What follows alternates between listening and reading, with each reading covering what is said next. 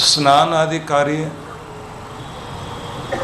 और भावनात्मक रूप से जप और संध्या वंदन, फिर साथ में कहा है यज्ञ आदि कर्म, वैश्वदेव आतिथ्य आदि, ये समस्त कार्य निरंतर नियम पूर्वक व्यक्ति को करने चाहिए। ये भी बताया गया है जल मार्जने संध्यान मंत्रोच्चारण आदिशु, पानी के छींटे लगाने से स्नान नहीं होता और मंत्र पाठ कर लेने से किसी व्यक्ति की संध्या नहीं हो जाती। संधीयते परब्रह्म सा संध्या सद्भिरुच्यते, जब व्यक्ति का मन संसार से खोकर मिटकर विचार शून्य होकर भगवान में तल्लीन हो जाता है, उस स्थिति का नाम, उस ध्यान का नाम संध्या है, भगवान से संधि होना। इसी के साथ में यह भी बताया गया है कि जब कभी आपका ध्यान टिके और उसमें आनंद का संचार होने लग जाए और ध्यानावस्था से संध्या वंदन से उठने के बाद हृदय में संतुष्टि और चेहरे पर प्रसन्नता का भाव आए, मन शांत हो और आप बहुत आनंदित अनुभव करें, उसको कहा जाता है प्रसाद गुण, जिसे भगवान श्री कृष्ण ने कहा प्रसादे सर्व दुखानाम हानि रस्योपजायते। जिस व्यक्ति के जीवन में ये प्रसाद गुण आ जाता है उसके समस्त दुखों का अंत होना शुरू हो जाता है। मतलब चिंताएं मिटने लगती हैं, निराशा भागने लगती है, भय की अवस्था से आप मुक्त होने लगते हैं और एक निश्चिंत आनंद का जीवन व्यतीत करने लगते हैं। प्रसन्न चेत साम ह्यासु बुद्धि पर्यावस्थिष्ठते, ऐसे व्यक्ति की बुद्धि निर्मल होती है, आनंद विभोर होकर ऐसा व्यक्ति इस दुनिया में संतुलित जीवन जीने लगता है। मतलब ये हुआ कि आपको नित्य निरंतर प्रत्येक दिन की शुरुआत भगवान के ध्यान से करनी चाहिए और वहाँ का प्रसाद जरूर लेना चाहिए। प्रसाद प्रसन्नता है, आनंद है, और वो प्रसाद ध्यान में बैठकर पाया जा सकता है। आपसे ये भी कहा गया था कि वो परमेश्वर कोई व्यक्ति नहीं, एक शक्ति है, उसे नदी, पहाड़, गुफा, जंगल में ढूंढने से नहीं मिलेगा। हमारे हृदय की गुहा में जहाँ हमारा चैतन्य मतलब हमारी आत्मा है, वहीं हमारा परमात्मा भी है, तो वहाँ उसे पाया जा सकता है। इसलिए श्री कृष्ण भगवान के शब्द मैंने आपसे कहे थे, ईश्वरः सर्वभूतानि हृद्देशे अर्जुन तिष्ठति भ्रामयन् सर्वभूतानि यंत्ररूढ़ानि मायया। सबके हृदय में भगवान विराजमान है। वह परमेश्वर जो पूरे संसार की रचना, संचालन और संहार करता है, उस परमेश्वर को जो यंत्रारूढ़ वस्तु जैसे घूमती है, जैसे किसी यंत्र पर कोई वस्तु रख दी जाए, इस तरह से जो पृथ्वी और समस्त ग्रहों को चला रहा है, हमारे जीवन को भी चलाता है, हमारे भाग्य को चलाता है, इस तरह से जो अपनी माया से पूरी दुनिया को संचालित करता है, वह परम सत्ता, परम शक्ति हमारे हृदय में विराजमान है और वहीं उसे पाया जा सकता है। ये सब चर्चा आपसे सुबह हुई और फिर ये भी कृष्ण भगवान का वाक्य मैंने सुनाया था कि उन्होंने ये कहा, तमेव शरणम गच्छ सर्वभावेन भारत। हे अर्जुन, समस्त भावनाओं के साथ, भावनाओं के उद्वेलन के साथ एकाग्र होकर तुम उसी भगवान की शरण में जाओ। तत्प्रासादात पराम शांतिम स्थानम प्राप्स्यसि शाश्वतम। तत्प्रसादात, उसकी कृपा से ही परम शांति और परम आनंद की प्राप्ति होगी। वह शांति जो सदा टिकेगी, वह खुशी जो हमेशा टिकेगी। मतलब सच्ची खुशी, सच्ची शांति पाने के लिए भगवान की शरण ग्रहण करनी चाहिए। तो यहाँ तक की चर्चा हम लोगों ने सुनी थी, जिसमें मैंने ये भी कहा था कि सबके अंदर परमात्मा है और हम उस आनंद को ढूंढने के लिए पूरी दुनिया में घूमते हैं, रिश्तों में, पदार्थों में, सत्ता में, संपत्ति में। जो आनंद खोया हुआ है उसे हम कहीं संपत्ति में ढूंढ रहे हैं, किसी बड़े पद में ढूंढ रहे हैं, किसी बड़े संगठन में ढूंढ रहे हैं, किसी प्रकार की शक्ति प्राप्त करने में ढूंढ रहे हैं, सुरक्षा पा करके हम उसे ढूंढना चाहते हैं, तो बहुत तरह के सुविधा साधनों में खोज रहे हैं, लेकिन वह इस तरह नहीं मिलता। आप ऐसे कह लीजिए, खोजने से नहीं मिलता, उसमें खो जाने से मिलता है। परमेश्वर में खो जाएं तो मिलेगा, खोजने से नहीं मिलेगा। खोजेंगे बाहर और खो जाएंगे अंदर, तो अंदर ही वो है जब आप अपने अंदर खो जाएंगे। और जब इस दुनिया को भूल जाएंगे, दुनिया का मालिक अपने आप याद आने लग जाएगा। यहाँ तक की ये चर्चा हुई है, अब इससे आगे बढ़ते हैं। मैंने सार इसलिए बताया क्योंकि कुछ लोग सुबह भी थे, अब भी हैं, उनको भी रिवीजन करा दिया जाए, तो उनको भी रिवाइज कराया गया। जो नए हैं उनको नए अंदाज से वो चीज़ मिल गई। अब हम आगे बढ़ते हैं। इसका मतलब ये मत समझ लेना कि कल शाम को आएंगे, रिवाइज तो करा ही दिया जाएगा, लेकिन आप जो सुन रहे थे उसका सार तत्व बताया गया है। बीज दिए गए हैं, पूरा वृक्ष तो उन्हीं ने ही पाया है जिन्होंने सुबह सुना था। उसी अंदाज से वैसे मैं सभी को इस समय कोशिश कर रहा हूँ कि सूत्र दिए जाएं। अब अगली बात हम यहाँ से सुनेंगे, एन केन प्रकारेण यस्य कस्यापि जंतुना संतोषम जनयेत धीमान तदेश्वर पूजनम। जो व्यक्ति जैसे कैसे किसी भी तरह से इस दुनिया के मनुष्यों को सुखी और संतुष्ट करने की चेष्टा करता है, वह इस दुनिया को संतुष्ट, किसी व्यक्ति को, किसी प्राणी को संतुष्ट करते हुए अपने मालिक परमात्मा को ही संतुष्ट करता है, क्योंकि पूजा का बाह्य प्रकार यही है। और जब आप अंदर संतुष्ट होकर स्वयं को भगवान में समर्पित कर देते हैं, ये पूजा का आंतरिक स्वरूप है। और दोनों का मेल बैठाना शुरू कर दीजिए, आप अपने भगवान के करीब हो जाएंगे। बात समझ में नहीं आई हो तो ऐसे समझ लीजिए, बाह्य रूप से आप इस दुनिया में जितना भी किसी के लिए भला कर सकते हैं जरूर भला करें। ऐसे नहीं समझ में आता तो आप ऐसे समझ लीजिए, लोग कहते हैं परोपकार करना सीखिए। परोपकार करने वाले बिरले हैं, लेकिन परोपकार को मानने वाले उससे भी कम बिरले हैं। एहसान करने वाले दुनिया में बहुत कम हैं, लेकिन एहसान को मानने वाले तो उससे भी कम हैं। ऐसे एहसान फरोश लोग दुनिया में हैं कि उन्हें आप समझेंगे ऐसे एहसान फरामोश कि जो अपने माँ बाप के भी एहसान को नहीं मानते, तो वो पराई दुनिया के कहाँ एहसान मानेंगे। हम बहुत जल्दी दूसरों को भुला देते हैं, दूसरे के किए को भुला देते हैं, खुद लेके भूल जाते हैं लेकिन दे के कभी नहीं भूलते। खुद गाली देकर भूल जाएंगे लेकिन किसी की गाली खाकर कभी नहीं भूलते। खुद दूसरों को तड़पा कर के भूल जाते हैं, लेकिन खुद को चोट खाई हो जिंदगी भर याद रहता है।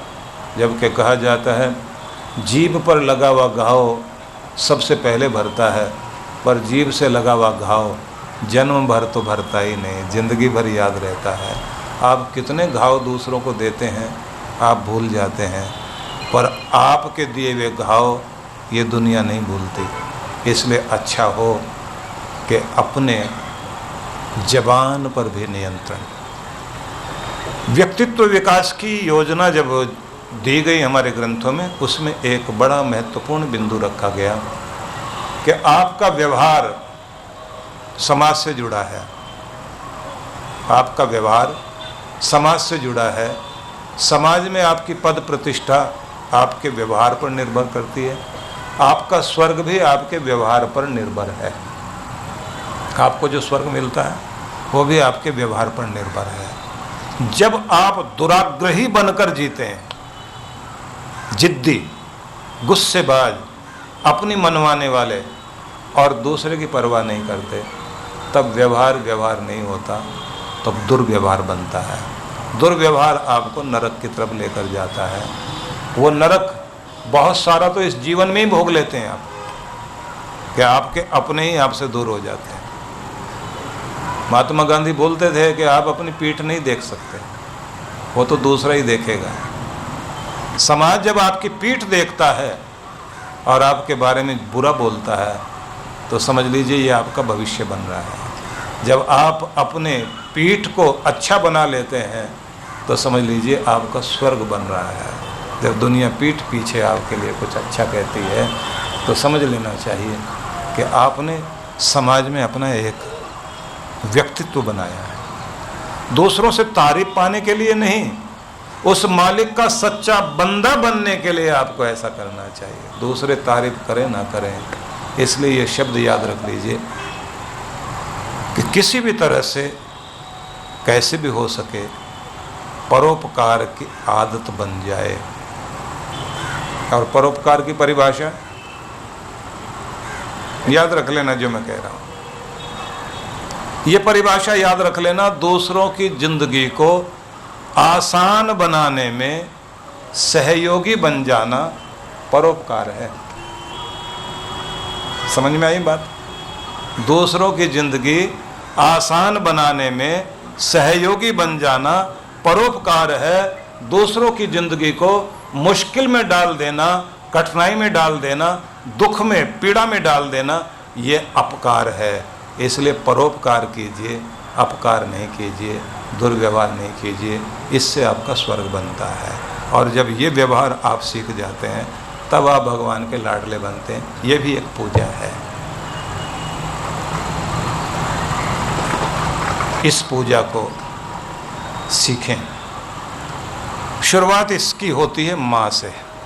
माँ जब सिखाती है, घुट्टी में जब चीज़ दी जाती है, संस्कार में कोई चीज़ दी जाती है, जब सभ्यता, मैनर्स में, शिष्टाचार में चीज़ें दी जाती हैं, तो समझ लीजिए आप एक माँ की गोद में एक विश्व मानव पलता है। भविष्य का इंसान माँ की गोद में पलता है। विषय चल पड़ा है तो मैं आपको थोड़ी सी चर्चा कर दूं, जरूरी भी है। पूरी दुनिया में इस बात पर बहुत विचार हुआ कि सभ्य समाज के लिए एक अच्छे इंसान की कल्पना की जाए। हमें ऐसी दुनिया नहीं चाहिए जैसी दिखाई दे रही है। एक अच्छा इंसान चाहिए हमें। आप देखते हैं ना कि लोग पूरा जीवन जीते हैं, लेकिन पूरे जीवन में भी स्थितियां इतनी खराब हो जाती हैं कि जीवन जीते जीते हम लोग पूरा जीवन समाप्त कर लेते हैं, लेकिन उसके बाद भी जीना नहीं आता। या एक ऐसे इंसान की तरह से जीवन को जीते हैं कि लोग ये कहते हैं कि भाई ये आदमी जो दिखाई देता है, कहीं भी इसकी ज़िंदगी में ऐसी कोई बात नहीं जिसे पकड़ा जा सके, जिस गुण को ग्रहण किया जा सके। तो इससे पता ये लगता है आदमी आधा अधूरा जिया है। रविंद्रनाथ टैगोर ने शिक्षा को इस रूप में रखने की चेष्टा की कि भविष्य का मनुष्य बनाया जा सके, और उन्होंने कहा शिक्षा ही माध्यम बनेगी। इमर्सन ने इस बात को कहा, और जो मॉन्टेसरी पद्धति शुरू हुई थी उसमें भी ये बात ध्यान में रखी गई, भविष्य का मनुष्य कैसा बनना चाहिए, विश्व मानव कैसा होना चाहिए, हम कैसे मनुष्य की कल्पना करते हैं। आइंस्टाइन से जब पूछा गया, इतने बड़े साइंटिस्ट थे, कि आपके प्रयास से अब तक जो काम हुआ है, बोले ऑब्जेक्ट पर हुआ, अब सब्जेक्ट पर काम किया जाएगा। इंसान को मनुष्य के निर्माण पर ज़्यादा ध्यान देना चाहिए, क्योंकि साइंस जो है अब इस पर काम करे तो ज़्यादा अच्छा है। सोचिए, हम लोग इस बात की बड़ी कोशिश करते हैं कानून अच्छे बन जाएं। कानून तो बन जाएंगे लेकिन कानून के पालन करने वाले अच्छे ना हों। अब देखिए ना, रेड लाइट सामने हो गाड़ी नहीं रुकती, लेकिन बिल्ली सामने आ जाए तो पुलिस वाला तो नहीं रोक रहा ना। बिल्ली सामने आती गाड़ी रुकती है, लेकिन रेड लाइट पर नहीं रुकती। पुलिस वाला दिखाई दे जाए तो हाँ फिर ठीक है, कानून डंडे से पालन कराने वाला कोई है। इसलिए मनोवैज्ञानिक लोग और साइंटिस्ट लोग दोनों ने एक बड़ी अद्भुत बात की। उनका कहना है कि मनुष्य के मस्तिष्क की 3 परतें हैं। उनमें से एक परत वो है जो सरीसृप, मतलब जब से मनुष्य का विकास हुआ, वो जो भयंकर जंतु दुनिया में होते थे, बड़ी बड़ी छिपकलियां समझ लीजिए आप, हाथी के आकार के, जहाँ से रेंगते रेंगते इंसान एक दूसरे जंतु को खाता हुआ जी रहा था, अन्याय करता हुआ, कि वो वाला मस्तिष्क की परत हमारी शुरुआत वाली परत है जो आपके मस्तिष्क में मौजूद है। एक आपका लिम्बिक सिस्टम है, एक रेप्टिलियन, और एक को नियोकॉर्टेक्स बोलते हैं। तो इसको जो ये रेप्टिलियन परत है, जब मनुष्य इस परत के जागृत होने की अवस्था में आता है तो कहते हैं उसका जानवर जागता है। मैं थोड़ी अलग तरह की चर्चा करने लग गया आपसे, ये जरूरी, उसके बाद आपको उधर ले जाऊंगा, जो भक्ति वाली परत है ना उस तरफ लेके जाऊंगा, लेकिन ये भी बात करनी बहुत जरूरी है। तो इनका कहना है कि ये जो जानवर वाली, जिसको आप एनिमल ब्रेन कहेंगे, अगर आप इसके संपर्क में आ गए या कोई आपको इसके संपर्क में ला दे तो आपका जानवर जाग जाएगा। उनका ये कहना है कि आपके नेता लोग भी ज़्यादातर इस परत को जगाने का काम करते हैं, कहीं भी भड़का देंगे आप। इनसे हमारा कोई मेल नहीं है, ना इनकी भाषा मिलती, ना इनका कलर मिलता, ना इनका भजन का तरीका मिलता। ये अलग, हम अलग, हम श्रेष्ठ, वो तो श्रेष्ठ नहीं। कुछ भी कहकर जगा दे आपके अंदर का वो जानवर, तो आदमी उसी कबीलों वाली संस्कृति में पहुंच जाएगा, पत्थर हाथ में। फिर परोपकार की सारी परिभाषा गई। अब इसके बाद में भारतीय परंपरा में विचार किया गया कि क्या करना चाहिए। तो इन्होंने कहा कि आपके 2 ब्रेन है, एक लेफ्ट ब्रेन, एक राइट ब्रेन। आपका जो लेफ्ट ब्रेन है ये ज़्यादातर जागरूक करने के लिए सारे शिक्षा सदन काम कर रहे हैं, कॉलेज भी। तर्क वितर्क वाली बात तो ज़्यादा है, गुस्सा भी जल्दी आ रहा है, लेकिन आदमी का जो भावनात्मक मस्तिष्क है उसे जगाने का काम नहीं हो रहा। तो पूछा गया फिर क्या करना चाहिए। बोले फिर उसका तरीका यही है जो शुरुआत हिंदुस्तान ने की, कि जब सुबह आप जागें तो आप अपने राइट ब्रेन को जागृत करते हुए, भावनात्मक मस्तिष्क को जागृत करते हुए, भावनात्मक रूप से भगवान से जुड़ना शुरू कर दीजिए। जब आप उससे जुड़ जाते हैं उसके बाद फिर दुनिया से जुड़ना शुरू करो, तो दोनों में संतुलन रहेगा। जहाँ तर्क की ज़रूरत है वहाँ तर्क करोगे, लेकिन तकरार नहीं करोगे, और जहाँ दया की ज़रूरत है वहाँ दया करोगे। जहाँ दुष्टता का दलन करने की ज़रूरत पड़ेगी तो आप शक्ति वाले बन जाएंगे, और जहाँ लगेगा कि दूसरों के आंसू भी मेरे ही आंसू हैं, वहाँ आप करुणा करने लग जाओगे। इसलिए हिंदुस्तान का अध्यात्म इस दुनिया के मनुष्य को श्रेष्ठ बना सकता है। बस यही विधि है और कोई विधि नहीं। तो इसका मतलब ये हुआ कि आपको हर दिन सुबह सुबह अपने आप को भगवान से जोड़ना। और एक बात और, कि आपकी सुबह तो शुरुआत हो गई, लेकिन जितना समय आप सुबह से लेकर शाम तक बिताया, तो रात्रि का भी तो उतना ही समय होता। 12 घंटे सूरज से अलग होते हैं आप, और 12 घंटे सूरज से जुड़ते हैं। ये अलग कर लीजिए आप। कभी कभी आप 12-14 घंटे में होते हैं और 10 घंटे रात्रि के होते हैं, हिसाब अलग अलग हो सकता है, लेकिन बात उतनी ही है कि आपको शाम के समय भी समर्पण करके भगवान से जुड़कर सोना चाहिए। बस ये 2 चीज़ें आप कर लें, आपकी ज़िंदगी में बहुत बड़ा परिवर्तन आएगा। तो उनका ये भी कहना है, भारतीय ग्रंथों का, जो आप पूरा सार बता रहा हूँ आपको, कि एक रूप तो हुआ ये, अब दूसरा रूप और, अब इसे भी समझना।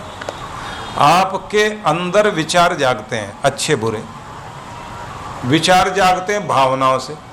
भावना क्रोध की है, भय की है, कोई तरह का डर आपके अंदर जाग रहा है, या प्रेम की भावना जागे। अब ये भावनाएं कैसे जागती हैं? कहते हैं इनका कारण बनता है आपके इंडोक्राइन ग्लैंड्स, मतलब अंतःस्रावी ग्रंथियां। जैसे गले में 2, थायराइड, पैराथायराइड, आपके सीने के बीच में थाइमस, जो 10 साल की उम्र के बाद में धीरे धीरे सूख जाती है, लेकिन शुरुआत में उसकी बहुत ज़रूरत पड़ती है। एड्रिनल, पिट्यूटरी आदि जितनी भी ग्लैंड्स हैं,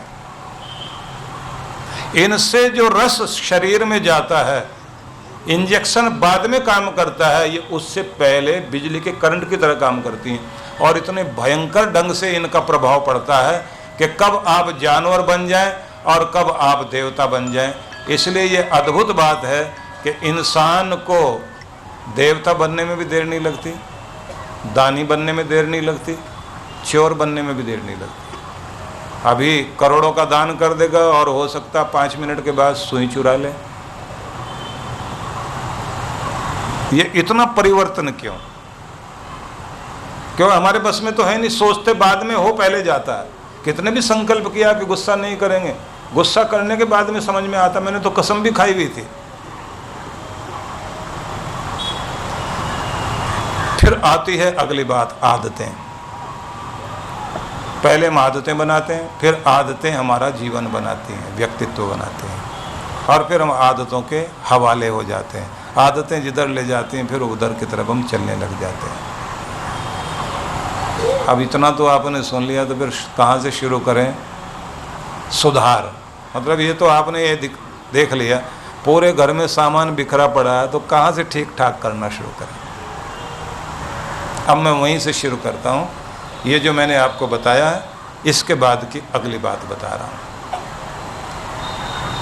जहाँ से हर दिन का दिन शुरू होता है, या जहाँ से हर दिन की जिंदगी शुरू होती है, सुधार वहीं से शुरू कीजिए। अब मैं धीरे धीरे बोल रहा हूँ जिससे आप पकड़ते चले जाएं बात को। जहाँ से हर दिन आपका जीवन शुरू होता है, आप शुरुआत वहीं से कीजिए। सोने से हर दिन का समापन होता है, और जागने से हर दिन की, हर जिंदगी की शुरुआत होती है। तो आप अपने जागने से अपने अंदर परिवर्तन लाना शुरू करें। मतलब जागे तो परमात्मा में जागो। जो सोवे सो सुन्न में, जागे तो हरि नाम, परमात्मा के नाम में जागना सीख जाए, और शून्य अवस्था में सोना सीख जाए, मस्तिष्क को खाली करके सोना सीख जाए। तो जागें तो हरि नाम, परमात्मा में जागना सीखिए, मतलब भगवान के नाम से शुरुआत कीजिए, धन्यवाद देते हुए उस सब के लिए, सब कृपाओं के लिए, सब वरदानों के लिए। मेरी झोली में जो भी कुछ है और जो भी मुझे इस दुनिया में प्राप्त हुआ, वो तेरी दया, तेरी कृपा से मैंने सब कुछ पाया। उस सब के लिए धन्यवाद देता हूँ। आज के दिन के लिए, आज के जीवन के लिए, आज के अवसर के लिए, अन्न जन के लिए, अन्न जल के साथ साथ ये जो हृदय धड़क रहा है, ये जो प्राण चल रहे हैं, इस सब के लिए, ये जो आंखें देख रही हैं, ये जो अवसर प्राप्त हुआ, उस सब के लिए भगवान तुझे धन्यवाद देता हूँ। ये सब कहते कहते फिर शुरुआत करना संकल्प लेकर, दिन अच्छा बिताऊंगा। एक एक दिन एक नई जिंदगी है, एक नया जीवन है, एक शाम जीवन का समापन है। एक दिन व्यतीत करना ढंग से मानो एक पूरी जिंदगी जी लेना है। एक एक जिंदगी एक एक दिन की पूरी पूरी जिए। और जब आप पूरी पूरी जिंदगी जीना शुरू करते हैं तो ये बात ध्यान रखिए कि उस स्थिति में एक एक पल से एक एक दिन बनता है, एक एक दिन से सप्ताह, सप्ताह से महीने, महीनों से वर्ष, वर्ष से पूरा जीवन। तो आपको, जिस आदमी को अपने एक पैसे की कद्र करनी आ गई वो करोड़ों की भी कर लेगा, और जो एक पैसे की भी कद्र करना नहीं जानता वो करोड़ों की भी कद्र नहीं करेगा। जो एक क्षण की कद्र करेगा वो जिंदगी भर की कद्र कर सकेगा। इसलिए एक एक पल को संभालना होता है।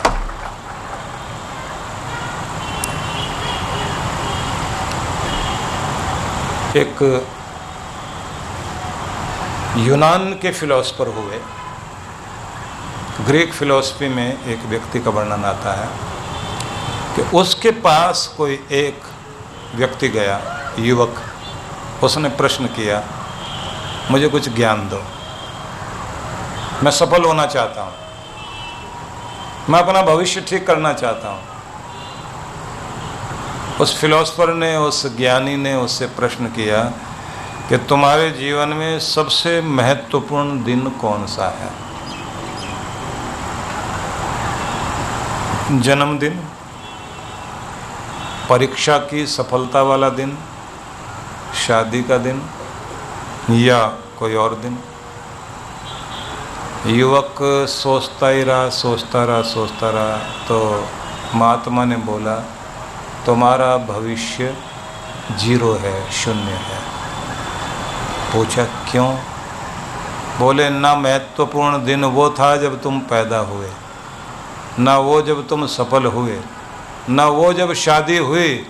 महत्वपूर्ण दिन तो वो है जो हाथ में है। जिसने आज को समझ लिया उसका भविष्य निश्चित है, और जिसने आज को नहीं समझा उसका कोई भविष्य नहीं है। उज्ज्वल अतीत था, भविष्य भी महान है।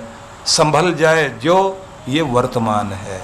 आप बहुत महान थे, बहुत महान होंगे, लेकिन तब जब आपका जो प्रेजेंट टाइम चल रहा है, जो वर्तमान समय चल रहा है, ये तो प्रेजेंट है, उपहार है, गिफ्ट है। जो इसको संभालना जान जाता है उसका भविष्य भी जरूर संभलेगा। इसलिए आपको अगर उन्नति की इच्छा है तो आपको आज के दिन को, अब के एक एक क्षण को ठीक ढंग से उपयोग करना आना चाहिए।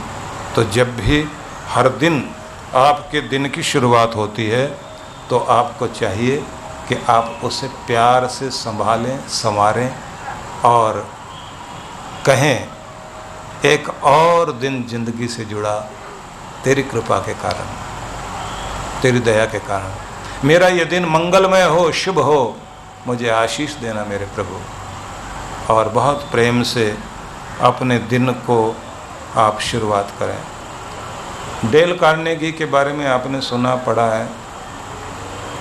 अब नहीं, वो व्यक्ति 50-100 सालों से उसका चिंतन देश विदेश को प्रभावित करता रहा। उस व्यक्ति ने अपने शीशे पर, जिसमें सुबह उठ के दाढ़ी बनाता था और चेहरा सजाता था, तो उसके ऊपर कुछ पंक्तियां कालिदास के नाम से लिखी हुई थी कि हिंदुस्तान का कवि हुआ कालिदास, उसने कुछ पंक्तियां कही, मुझे पसंद आई। तो उन्होंने लिख रखा था कि उषा का अभिनंदन है प्रभात का, आओ आज का स्वागत करें। उषा का अभिनंदन है, आओ आज का स्वागत करें। यही मानव जीवन है, जीवन का सार है, आओ जीवन का स्वागत करें। मानव अस्तित्व की सभी विधाएं, वास्तविकता इसी आज में टिकी हैं, आओ आज का स्वागत करें। इन पंक्तियों को पढ़कर वो कहता था, नई जान पड़ गई मुझ में, नया जीवन लौट आया मुझे। मैं भी ये कहूँगा, कुछ तो लिखो अपने सामने जिसको देख कर के आप प्रभावित हों, कुछ तो ऐसा होना चाहिए कि जिससे आपको अच्छा लगे। वो कहते थे आज इस दिन में वरदान है, विकास है, आज में ही सिद्धि और वैभव है, भूत सपना था, भविष्य कल्पना है, सुखद स्वप्न सब कल्पना हो सकते हैं। आज के दिन को आशामय बनाओ, आज के दिन में विश्वास जगाओ, आज के क्षण का उपयोग करो, तुम्हारा जीवन महान हो सकता है। वेदों को पढ़ें तो वहाँ क्या लिखा है? माँ श्व उपासित, कल की उपासना मत करो, आज में जी। अद्य जीवानी माँ श्व, आज में जी, कल में मत जी। आज को संभाल, कल अपने आप संभलेगा। आज को पकड़, कल तुम्हारी पकड़ में आ जाएगा। ये आपके वेदों का संदेश है। इसलिए मैं ये निवेदन करना चाहता हूँ कि शुरुआत कहाँ से करोगे? हर दिन की ज़िंदगी शुरुआत वहाँ से होगी जहाँ से हर रोज़ आप आँख खोलते हैं, और जैसे आप आँख खोलें तो वहीं से आपको ये सब विचार करना चाहिए। और ध्यान रखिए कि आपको सुबह सुबह ये भी सोचना है, भगवान मुझे इस लायक बना, हाथ फैलाने वाला ना बना। मुझे इस लायक बना, आखिर तक पांव चलते रहें। मुझे इस योग्य बना, कंधे जिम्मेदारियों का बोझ उठाते रहें। मुझे इस योग्य बना, अपनी उलझनों को सुलझाने की बुद्धि मुझ में हमेशा बनी रहे। मुझे इस लायक बना, मेरा हृदय प्रेम से भरपूर रहे। मुझे इस लायक बना कि मेरी वाणी पर तेरा नाम हर समय चलता रहे। तुझे भूलूं नहीं और तू भी अपने बच्चे को न भूल। इन प्रार्थनाओं से शुरुआत करना। कहते हैं कि किसी महान पुरुष के साथ बैठने के बाद उसका जो ओरा, उसका जो आभा मंडल होता है, वो आपकी ज़िंदगी में एक नया परिवर्तन लाता है। धार्मिक मनोरंजन तो एक अलग चीज़ है, गा लिया बजा लिया, नाच कूद के घर चले गए। जिंदगी नाचने लग जाए, एक एक क्षण आनंद उत्सव बन जाए। प्रदर्शन नहीं, आत्मदर्शन जहां से मिलता है, बस समझ लेना चाहिए हम सही जगह आ गए। और फिर कुछ भी करें, उस जगह को छोड़ो नहीं, पकड़ो और लगातार जिंदगी में उन शब्दों को अमृत समझकर घोलते चले जाओ। आपका जीवन धन्य हो जाए। बहुत आवश्यकता है इस बात की। बाकी रही बात दुनिया की, तो लोग कहते हैं ना कि कौन देता है उम्र भर का सहारा। लोग तो जनांजे में भी कंधे बदलते हैं। मतलब किसी को अगर अर्थियां लेकर भी चलें, किसी की अर्थी लेकर भी चलें, तो भी थोड़ी देर के बाद कंधा बदलते हैं, मन बदलता है, स्थितियां बदलती हैं। अब तो वो युग है कि कोई भी कंधा देने की स्थिति में है ही नहीं, गाड़ी में लाद के ले जाते हैं। दूर खड़े होकर वहीं से हाथ जोड़ लेते हैं। बड़ा विचित्र लगता है देखकर, युग बदल दिया लोगों ने खुद ही। सतयुग में और कलयुग में कोई अंतर नहीं है, आदमी की विचारधारा में ही अंतर आया है। इसलिए कलयुग कलयुग हो गया है, सतयुग सतयुग हो गया है। विचारधारा बदले तो सतयुग आने में देर नहीं लगती। जिनके घरों में अच्छे विचार रोज चल रहे हैं, उनके घर में आज भी सतयुग है। सारे इकट्ठे बैठ के खाते हैं। बाकी तो दुनिया धोखे दे रही है। एक आदमी थे हमारे जैसे कवि हैं ना, हमारे भाटी जी, तो ये वैसे हास्य कवि हैं, लेकिन ये भावनात्मक कवि भी हैं। मुझे तो बाद में पता लगा ये हास्य कवि हैं। और हास्य कवि जब कोई बात करते हैं तो उनका ढंग अलग ही होता है। एक सज्जन बोले, मैंने हमेशा जिंदगी में धोखे ही खाए हैं। मैंने हमेशा जिंदगी में धोखे ही खाए हैं अंगूर, आम, सेब, चीकू, चेरी, धोखे ही खाए हैं, आप भी धोखे ही खाना है। तो इन लोगों का जो अंदाज होता है ना कहने का, वो बहुत अलग तरह का होता है। एक वही शब्द है जो आपके चेहरे पर मुस्कुराहट दे जाए, एक वही शब्द है जो आपके दर्द को भी उभारता है। तो निवेदन ये है कि ये दुनिया तो साथ नहीं देती, साथ देगा तो आपका मालिक ही देगा। इसलिए मैं एक बात पिछली बार आपको सुना रहा था, उसे दोहराना चाहता हूँ। ज़रूरी है कि सुनने की आदत डालो, आलोचकों की कमी नहीं, मुस्कराने की आदत डालो, ताने देने वालों की कमी नहीं है। मुस्कराने की आदत डालो, ताने देने वालों की कमी नहीं, आगे बढ़ने की आदत बना लो, पीछे खींचने वालों की कमी नहीं है। विनम्र और शांत बने रहने की आदत डालो, भड़काने वालों की कमी नहीं है। सृजन करने की आदत डालो, तोड़ फाड़ करने वालों की कमी नहीं है। विकास की आदत डालो, विनाश करने वालों की दुनिया में कमी नहीं है। हर पल धन्यवाद देने की आदत डालो, एहसान फरामोशों की दुनिया में कमी नहीं है। हंसने और मुस्कराने की आदत डालो, जी जलाने वालों की कमी नहीं है। अपने सद्गुरु के वफादार बनो, बिना पेंदी के लुढ़कने वालों की दुनिया में कमी नहीं है। इसलिए वही शब्द मैं फिर आज आपको दोहरा रहा हूँ कि दुनिया बहुत अलग तरह की है, लेकिन आपको भीड़ का हिस्सा नहीं बनना। आप भेड़ बकरियों की ज़िंदगी नहीं जिएंगे, आपको अपनी तरह का जीवन जीना है।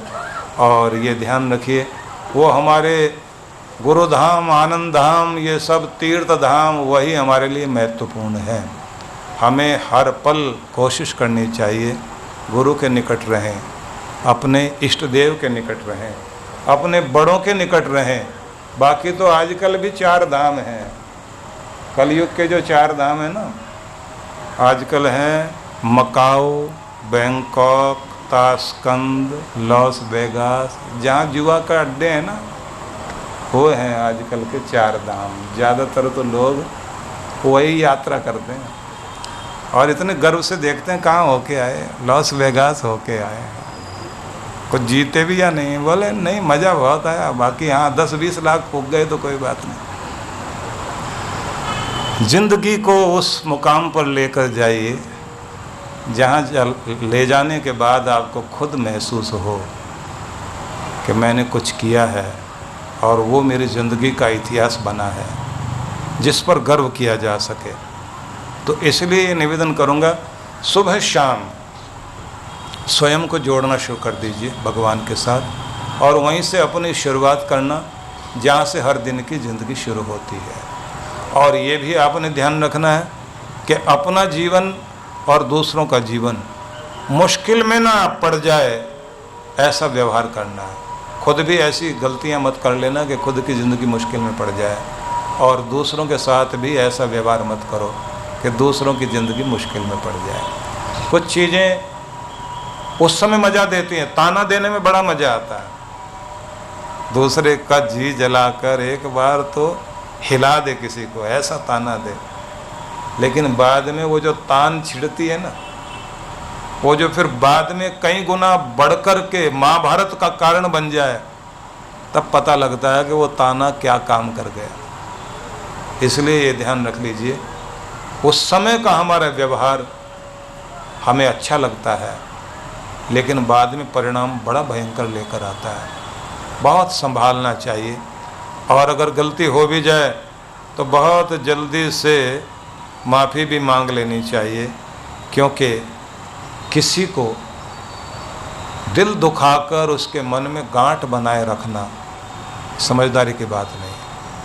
अगर आप किसी मीटिंग में भी बैठे ना और आपको अपना पक्ष प्रस्तुत करना पड़े, प्रस्तुत कीजिए अपना पक्ष, लेकिन बाद में बाहर निकलते गले मिल लो, माफ़ी मांग लो, हाथ मिला लो और कह दो मैं आपको बहुत पसंद करता हूँ, आपकी बात की इज्जत करता हूँ, लेकिन अपना पक्ष मुझे भी रखना था, वो आपके विरोध में नहीं था। मतभेद हो जाना, विचारधारा में मतभेद हो जाना अलग बात है, लेकिन मन भेद नहीं होना चाहिए। जिनका मन भेद हो जाता है वो कभी एक नहीं हो पाता। अपनी बात रखो, लेकिन दूसरे की कदर करना सीखो। हमारे देश के प्रधानमंत्री रहे, बहुत बड़ा सम्मान जिन्हें राजनीति की दुनिया में दिया जाता है, अटल बिहारी वाजपेयी। अद्भुत व्यक्तित्व।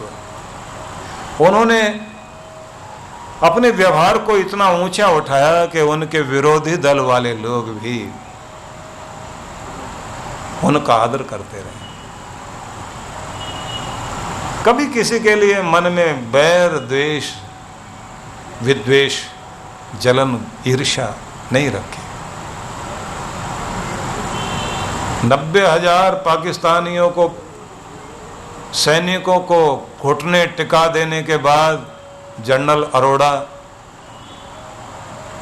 सूचना देते हैं इंदिरा गांधी को, जो उस समय की प्रधानमंत्री थी, कि हिंदुस्तान आज गर्व के साथ कह सकता है कि हमारी फौजें दुनिया में सबसे आगे हैं। इंदिरा जी उनको बहुत धन्यवाद देती हैं। संसद में उस समय अटल बिहारी वाजपेयी ने विरोधी दल में होने के बाद भी ये कहा था कि आज इंदिरा जी में मैं दुर्गा का रूप देख रहा हूं। ये सम्मान कर पाना, विरोधी दल का मतलब ये हर समय विरोध करना। हालांकि विषयांतर ना हो, हम सिर्फ ये बताना चाहता हूं कि राजनीति में नीति तो आजकल दिखाई नहीं देती। हर समय कूटनीति, उठा पटक एक दूसरे को, और हम अपने जीवन को इसलिए प्रभावित कर बैठते हैं उस चीज़ से, क्योंकि टीवी खोलो तो सामने वही, अखबार पढ़ो तो सामने वही। लेकिन कुछ न कुछ सिद्धांत जिंदगी के हम रखें, विवाद न बढ़ने दें, समस्याएं न बढ़ने दें, और बड़ी चीज़ गलत फहमियाँ न पनपने दें। गलत फहमियाँ जब पनप जाती हैं तबाह हो जाते हैं रिश्ते। कहते हैं ना कि दोस्ती ना इम्तहान लेती है ना इम्तहान देती है। हरिवंश राय बच्चन की पंक्तियां हैं ये। दोस्ती न कभी इम्तहान लेती है न कभी इम्तहान देती है। दोस्ती वो है जो बारिश में भी भीगे चेहरे पर बहने वाले आंसुओं को पहचान लेती है।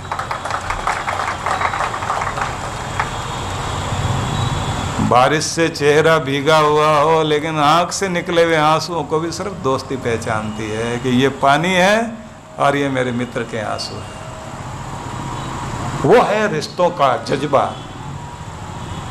जिसे हम पहचाने।